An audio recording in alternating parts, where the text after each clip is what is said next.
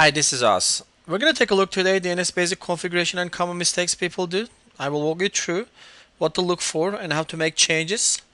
This is our domain controller slash DNS server. I'm going to click on start and I'm going to bring up DOS.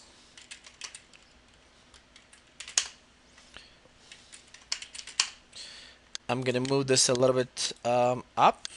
Perfect. I'm going to issue ipconfig all. I'll scroll this down and scroll this up. Let's take a look what we got over here. My DNS namespace is smtp25.org.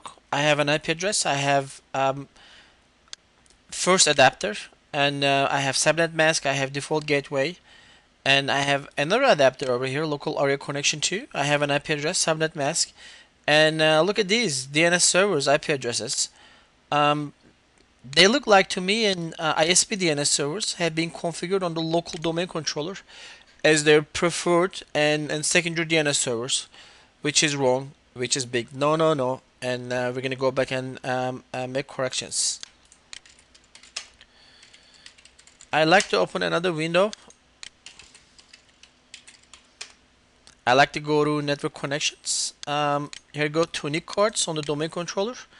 Please do remember, domain controllers do not like more than one NIC card. Multi-home domain controllers will bring more trouble than they will bring any benefit on a table. With that being said, if it is all possible, and get one of the NIC card out. Shut the server down and take the NIC card out and be done with it. In this example, what we're going to do, we're going to disable this interface, but before we disable, I want to go to properties.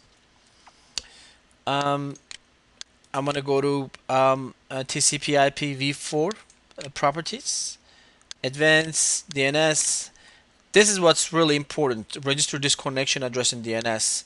If somebody enables this by mistake after we disable it, this interface will register itself in DNS, which we do not want, and therefore I have taken that checkmark out.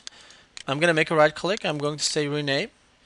I'm going to say disabled, do not enable, and put the bang symbols. Now I make a right click and I say disable.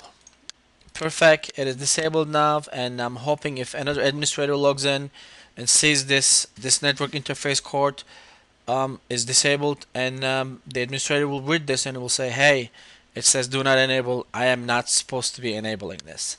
Perfect. So we end up having only one NIC card. I'm going to make a right click on this. I'm going to say rename. I'm going to say production. It's a good habit, a good practices to rename them something logical, which I go by production. I have taken out IPv6, IPv4 properties. Look at this right here. This is no, no, no. So I'm gonna get this out. I will get this out. As I said earlier, this is DNS. This is DC/DNS. So I'm gonna point this guy to itself as primary DNS, and I'm going to point this to its neighbor as a secondary. Let me make sure I can talk to a neighbor. Perfect. Yes, I can. I go back. Just go back DNS. Make sure this is checked in. We want this connection to register in DNS. Perfect. I say OK. I say close. I go back over here. Give it a time a little bit.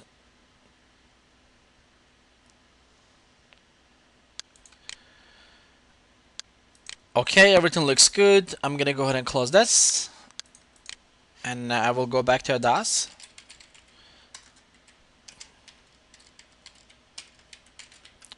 I'm gonna flash DNS first, and I'm going to register it. Perfect. I will issue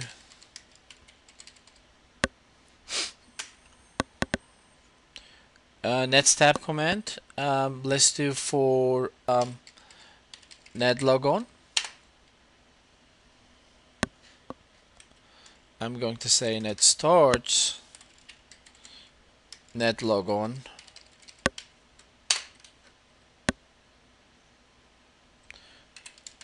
Perfect. I'm gonna go to services.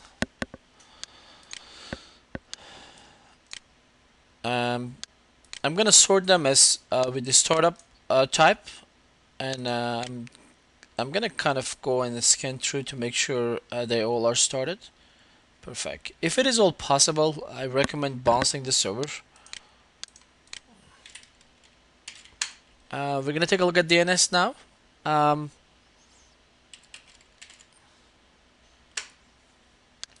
and this is part 1. We're gonna take a look at DNS actually in part 2. Thank you for watching.